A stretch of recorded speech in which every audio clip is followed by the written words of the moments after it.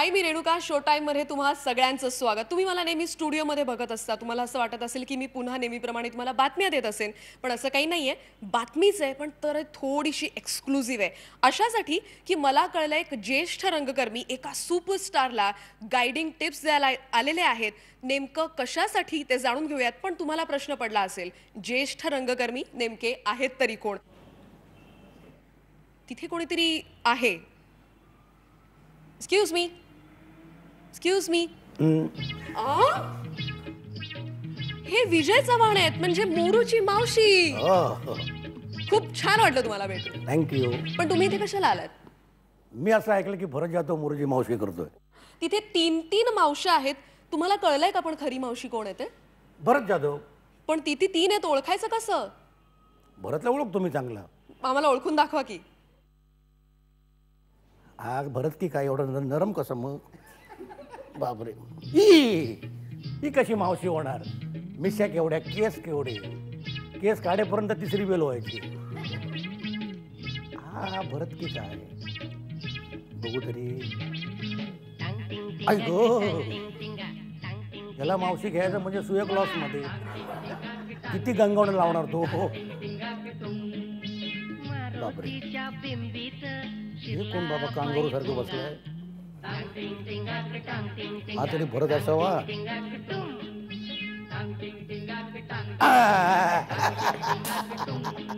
वा वा वा वा, ही कशी मावशी दिसेल बघा.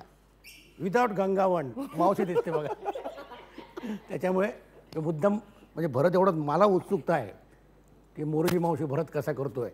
तर मला खात्री आहे की एक वेगळी मावशी महाराष्ट्राला परत दिसेल. नक्कीच नक्कीच. तुमचा आशीर्वाद फार गरजेचा आहे आम्हा सगळ्यांना. आणि तुम्ही इथे आलात तेव्हा आमची संपूर्ण टीम फार खुश आहे. आणि मी तर तुम्हाला ते जास्त खुश असणारच आहे. मावशी तर आपल्याला कळलेली आहे, पण मला भरतला विचारायचं आहे. भरत, सगळ्यात महत्त्वाचं म्हणजे एकतर तू एवढ्या भूमिका साकारलेल्या आहेस, त्यातून मोरूची मावशी तुला का साकारावीशी वाटली? नाही, एकतर आपण म्हणतो की मोरूची मावशी धमाल टाइमपास नाटक आहे, पण मुळात तो रोल जो आहे मावशीचा तो खरंच कठीण रोल असं मला वाटतं. ज्या दिवशी तू उषा आणि निशाच्या लग्नाची परवानगी मिळवून देशील ना, त्या दिवशी तुझं वस्त्र हरणणी करणार. ती पोरगी कोण आहे माहितीये काय? कोण? अरे नागपूरला जाताना फर्स्ट क्लास मध्ये भेटली ती पोरगी. अरे पण तिने तुला ओळखलं कशावर? न ओळखायला ते काय तुमच्या पोरींसारखे गाढव नाहीये. आमच्या पोरीला गाडव म्हणतो काय? सोडू काय?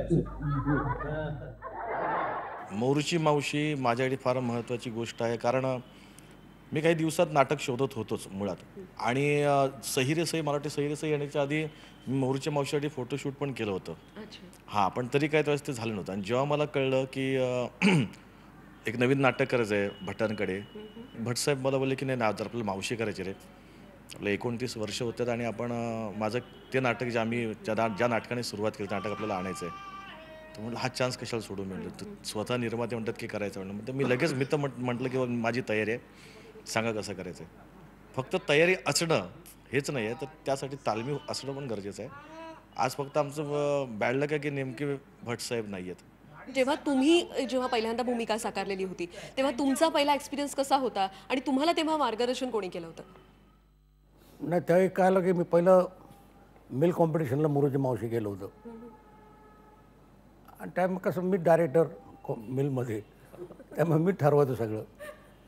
पण मी मग कसं रेग्युलर आमचं बसचा प्रवास, ट्रेनचा प्रवास, त्यामुळे असं मग बायकांना ऑब्झर्व करायचो. पण म्हणजे नक्की कसं? म्हणजे आता मी बघितलं की मोस्टली बायका जेव्हा बसला सीटला जागा नसते त्यांना बसायला, तेव्हा ते असं दांडा पकडून उभे असतात. कंडक्टर आला असं करतात मग तिकीट देतात. तर त्याच्यामुळे लक्षात आलं की आपला हात आला की ब्लाऊज खायचं खाली. ते एक झालं. आणि मी बघितलं त्याला लाफ्टर खूप येतो स्टेजवर. अच्छा. हे असं खेचलं की लाफ्टर खूप येतो. मग त्यावेळेला बऱ्याच मुलींना बघितलं मी, जरा कुठे धडपडलं की आऊच बोलायची सवय असते. त्यामुळे मी पण मग कुठे धडपडलो की आऊच बोलायचो. आणि हे मी भरतला पण सांगणारच आहे की मोस्टली बायका ज्या असतात ह्या 2 हाताने बोलत नाहीत. अगदी असे बोलतात. आपण पुरुष असे करतो, काय त्याला माहिती आहे, बायका नाही, काय त्याला माहिती आहे असं. तर मोस्टली मी ज्या ज्या लोकांना ते साडी नेसल्यावर मध्ये पुरुष पण आहे मध्ये बाई पण आहे. मग ज्याही मी बाई होतो त्याही तो पदर माझ्या अंगठ्यात पकडून ठेवतो. अच्छा. म्हणजे एक हात हालत नाही माझा, एकच हात हालतो. पण आपण रेग्युलर पुरुष असल्यामुळे केव्हा केव्हा असं होतं, मग लक्षात अरे बाई आहे हलू नको हात, त्याच्यामुळे तर असं असं पकडून ठेवायचं पदर. त्यामुळे ते बरोबर बाईसारखं होतं. आणि मोस्टली असं एका ढोंगणावर उभं राहायचं. म्हणजे बायका मोस्टली असे असतात, पुरुष असे असतात बायका. त्यामुळे ते असाल, त्यामुळे मला मावशी जेव्हा रेग्युलर 3-3 प्रयोग करायचो तर माझी म्हणजे मी चालताना पण असंच जायचो असं किंवा उभं राहताना नेहमी असं राहायचो. तर एक हेच बसलं होतं, कारण ते 24 तासातले 18 तास साडीमध्ये. म्हणजे त्यावेळेला मला पॅन्ट घातली तरी नाडी बांधायला हात जायचा इकडे परकरसारखं. तर त्याच्यामुळे भरत करतो म्हटलं मला खूप बरं वाटलं, कारण भरतचं एक आणखी वेगळं टायमिंग आहे. म्हणजे माझ्या टायमिंग त्या टायमिंग खूप जमीन आसमानचा फरक आहे. ही कशी चॅप्टर मावशी वाटते, इनोसंट मावशी वाटते, पण हे आतनं चॅप्टर आहे तो आणि मी आतनं इनोसंट आहे असं. पण एक वेगळी मावशी नक्कीच माझी खात्री आहे. आणि मला मनापासून वाटत होतं की हा रोल भरतनीच करावा. मुंबईच्या एका नामांकित लेडी डॉक्टरनी मला तपासून काय सांगितलं असावं, काय सांगितलं? की म्हणे तुम्हाला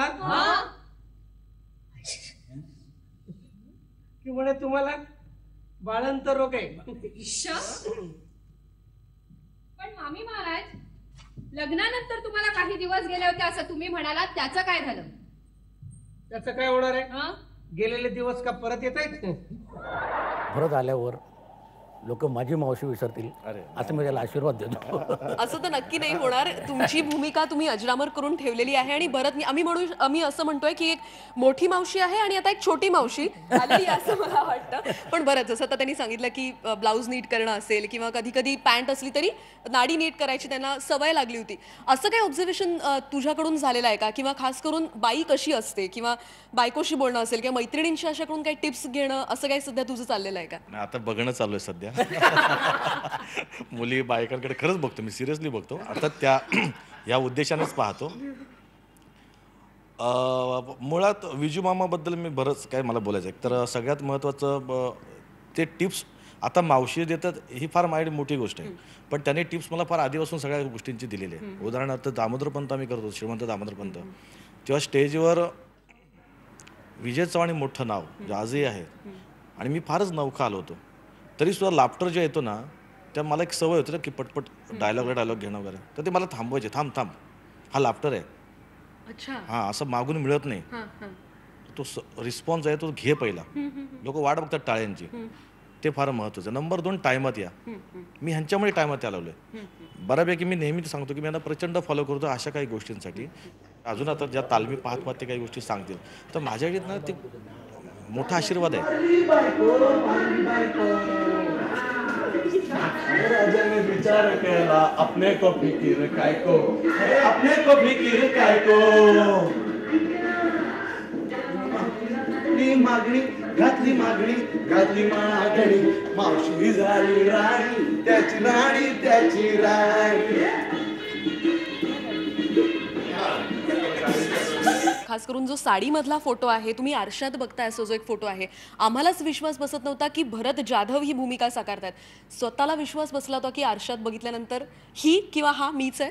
नाही, जेव्हा फोटो पाहिली मंगेश कदमची आयडिया, त्यावेळी अजून आपल्या आतली एक एनर्जी वाढली की पॉझिटिव्ह एनर्जी वाढली की छान दिसू शकतो, ते छान करणं आपल्या हातात आहे. खास करून ती जी एक खास स्टाईल आहे, जेव्हा तुम्ही एक डोळा उघडा ठेवून दुसरा डोळा बंद करण्याची ती स्टेप आहे, ती प्लीज भरतला शिकवा.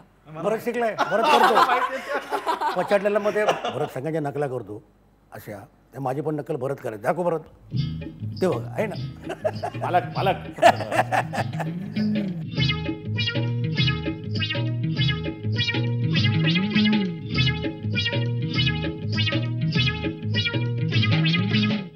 आपण जो फोटो बघतोय त्याच्या संदर्भात एक खूप छान आठवण विजू मामांकडे आहे. जो फोटो आपण बघितला त्याच्यात विजू मामा पण आहेत आणि मोरूची मावशी पण आहे. ती नेमकी काय आठवण आहे विजू मामा? ती नेमकी काय आठवण आहे? फोटो कोणी काढलाय? हा फोटो काढलाय उद्धवजी ठाकरे याने 85-86च्या दरम्यान. त्यांना ते नाटक आवडलं होतं आणि आयडिया पण त्यांचीच होती की एक असा आणि बाईचा असा, आणि त्यांनी तो फोटो काढून मला गिफ्ट म्हणून दिला तो. त्यांच्या साडी संदर्भातली एक खास आठवण आहे आणि बांगड्यांसंदर्भातली आठवण आहे, ती नेमकी काय आहे? मला या रेग्युलर साड्या पुरत नाही, मला त्या 2-2 फॉल लावा लागायच्या अशा. आणि बायकांचा जो सगळ्यात मोठा हात असेल ती बांगडी मला जायची नाही. मग आम्ही सोनारा करत बांगड्या बनवून घ्यायचो. आणि माझ्या ज्या वेण्या वगैरे होत्या ती पार्ल्याला एक माणकू कोळीन म्हणून होती, ज्यांनी 300 प्रयोग तिकीट काढून नाटक पाहिलं, तर ती वेण्या मला आणून पुरवायची. कधी कधी ऍक्टर भूमिकेत इतका शिरून जातो, तर तसं काही तुम्हाला फिलिंग आलं होतं का कधी? नाही नाही, तेवढं नाही शिरत तेवढं नाही शिरलो मी. भैया मोरो, आणखी तासभर जर का मी लोगड्यात राहिलो ना तर मी तुमच्यासारखा पुरुष होतो विसरून जाईन रे. बंड्या तू काय शोधतोयस? माझे 4 आणे पडले रे. मी शोधून देऊ? रिक्षा शोधा. लग्न ठरलं तर सासऱ्याने पत्रिका नाही, मेडिकल सर्टिफिकेट मागितलं. तुम्ही विजू मामानी साकारलेली मोरूची मावशी बघितलेली होती का? ती तेव्हा तुम्हाला कशी वाटली होती? मी पाहिली होती. मी 85मध्ये जस्ट आम्ही साबळे पार्टीत जॉईन झालो होतो आणि महाराष्ट्राची लोकधारा हा कार्यक्रम करत होतो. तो कार्यक्रम करता करता प्रदीप पटवर्धन आमची इथे त्या एका गाण्यासाठी आला होता, 800 खिडक्या 900 दरजा. त्या दरम्यान कळलं की अरे पट्ट्याचं नाटक आणि मोरूची मावशी सुपरहिट चाललं असं ऐकलं होतं. मग आम्ही आमच्या ग्रुपने जाऊन ते नाटक जेव्हा पाहिलं, आम्ही 2-3 वेळा नाटक पाहिलं मी, आणि बेहोश झालं होतं बघूनच. असं बाप रे, काय एनर्जी आहे, काय स्पीड आहे, मुळात लिखाण आणि मुळात परफॉर्मन्स सगळ्यांचा. हे तेव्हाच असं पण वाटलं नव्हतं की मी कधी करेन एवढं करेन, पण पाहिलं होतं. आणि मी तेव्हापासून या मावशीच्या आणि आतल्या विजुमाच्या प्रेमात आहे. विजू, आपण आणखीन एक प्रश्न तुम्हाला विचारायचा वाटतो की ही भूमिका साकारताना एखादी अशी काहीतरी एक आठवण असते प्रत्येक भूमिकेबद्दलची, जशी बरंचशी कदाचित सैरेसईमधल्या इतक्या भूमिका आहेत त्याच्यातली एखादी असेल, पण तुम्ही जेव्हा साकारात एखादी गोष्ट नक्की कुठेतरी एक लक्षात राहते किंवा एखादी मिळालेली जी प्रतिक्रिया असते ती आपल्या अगदी लक्षात राहते की मी कधीच नाही विसरू शकत, असं काही? असं म्हणजे एकदा आमचा पुण्याला प्रयोग होता. मी कोल्हापूरहून शूटिंग करून पुण्याला जाणार होतो. आमची बस मुंबईवरनं सुटली आणि ती सायनला डिटेल भरायला थांबली. तर तिथे बसवर नेहमी पाट्या असतात ना नाटकाच्या, आणि त्या सुयोगचं एकच नाटक होतं, मोरूची मावशीच होतं. त्यामुळे मोठी पाटी होती मोरूची मावशीकडून. आणि ते डिझेल भरेपर्यंत 4-5 हिजडे आले, आमच्या बसमध्ये चढले. ए विजय कुठे आहे? तर तो कोणतरी मस्करीत मला, नाही ते मुंबईला शूटिंग करतात, ते फ्लाईटने येणार आहेत. मग तो दुसऱ्याला म्हणला, बघ आपल्याला किती पुढे गेला तू.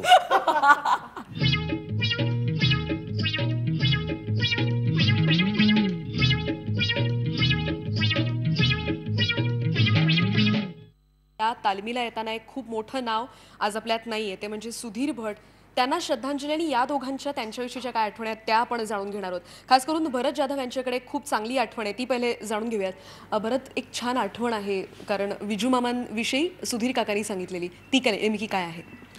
सुधीर भट नेहमी म्हणायचे, म्हणजे आता आम्ही जेव्हा मी आमचे सहीचे प्रयोग करत असताना जेव्हा दौऱ्यात किंवा कुठेही भेटायचं ना, त्या नेहमी म्हणायचे की लक्षात ठेव की आमची संस्था जी आहे ही संस्था विजय चव्हाणने उभी केली आहे. कारण त्या संस्थेचं पहिलं नाटक मोरूची मावशी होतं, ते नेहमी व्हायचे. आणि पुढे संस्था चालवली प्रशांत वगैरे, आणि आज आता मला अशा पद्धतीने चालू आहे. काही असतात नाही का निर्मात्याच्या डोक्यात काही गोष्टी फिट झाल्या असतात, त्यापैकी ही एक अंडरलाईन गोष्ट होती की ही संस्था उभी केली असेल तर आमच्या विजय चव्हाणने. इतका करेक्ट प्लॅनिंग करणारा माणूस ह्या धंद्यातला. मला असं वाटतं की सुधीर भट्टच आहेत. आणि इतकं सगळं तयारी करून अचानक एक माणूस पटकन उठून जातो ना, त्याचा मात्र नक्कीच त्रास होतो. विजू मामा, तुम्हाला काय वाटतं? कारण तुम्ही त्यांना खूप जवळून बघितलेलं असणार, कारण जसं आता भरत म्हणाले की ती संस्था उभी करण्यात तुमचा खूप मोलाचा वाटा आहे. तुमच्यासाठी सुधीर काका काय होते? सुधीर भट हा निर्माता नव्हता, कुटुंब प्रमुख होता. त्याचं मला एकच आवडायचं की तो नुसतं मेन रोलवाल्यानं दापायचा नाही, बॅकस्टेजपासून छोटे रोल करणारा मागे पण असायचा की यांना काय कमी पडतं आहे का, काय होतं आहे का. बरं त्यात 3-3 प्रयोग असायचे आमचे. तर हा सुधीर समजा गडकरीला तिसरा शो असेल तर रात्री सगळ्यांनी तिकडेच राहायचं, वर रूम सगळे, कारण झोप मिळेल. नाही तर मग हे नाही, प्रत्येकाचा कोणाचा आवाज बसू नये, दमून हिरगून मग स्वतः, आणि जेवण तो करायचा. मग त्यामुळे मला फक्त भरतचं एकच वाईट वाटतं की आत्ता सुधीर पाहिजे होता भरतसाठी.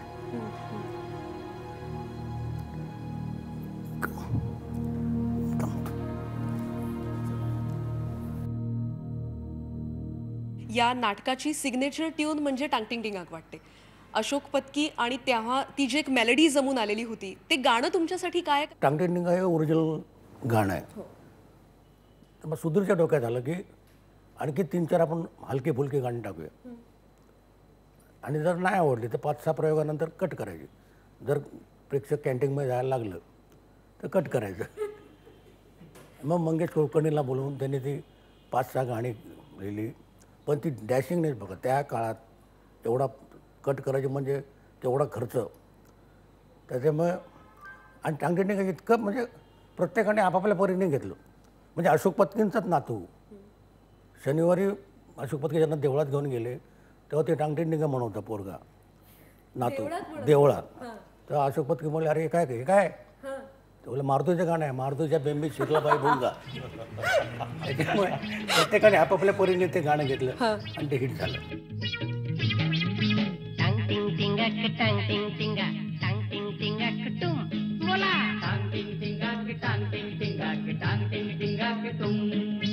मारुतीच्या बिंबीत शिरला पायी भुंगा. टांग टिंग टिंगाक टांग टिंग टिंगाक टांग टिंग टिंगाक टुम. टांग टिंग टिंगाक टांग टिंग टिंगाक टांग टिंग टिंगाक टुम.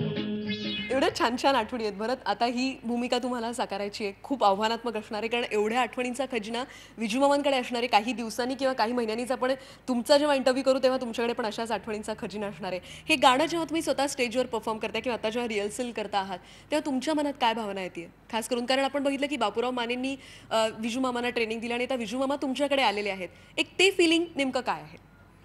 एकतर गाणं एक ते सगळीच गाणी हिट आहेत. त्यातले एक टांगटिंग डिंगा हे गाणं ना याचं समीकरण झालं आहे. टांगटिंग डिंगा म्हणजे विजय चव्हाण म्हणजे मोरची मावशी.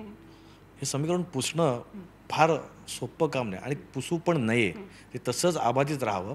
आम्ही फक्त ते पुढे नेण्याचं काम करतोय. म्हणजे मोरची मावशी होणार तर काय भरत जाधव मोरची मावशी होणार नाही आहे, होऊ पण नाही. फक्त जे विजूमामांनी करून ठेवले आहेत, जे बापूराव माने आणले, जे विजू चव्हाणांनी आणले, ते फक्त मी पुढे नेण्याचं काम करतोय. पुढच्या पिढीला ते दाखवण्याचं काम करतोय की पुढच्या पिढीला कळावं की अशा पद्धतीचं नाटक होतं ना, अशा पद्धतीने ते बसलं होतं. आणि त्यावेळेस आधीच्या वेळेस मधल्या काळात आता तसंच तुफान चाललं आहे.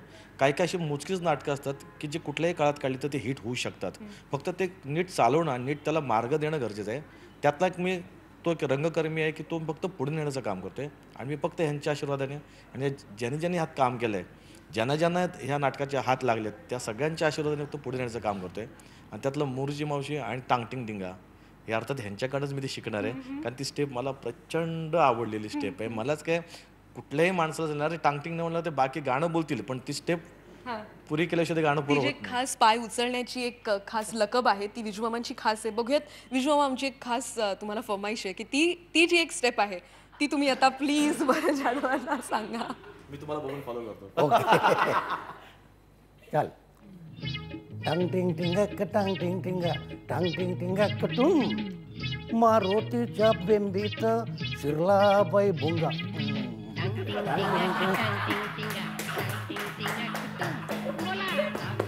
All the best. तुझे 5,000 प्रयोग पटकन होऊन देतात.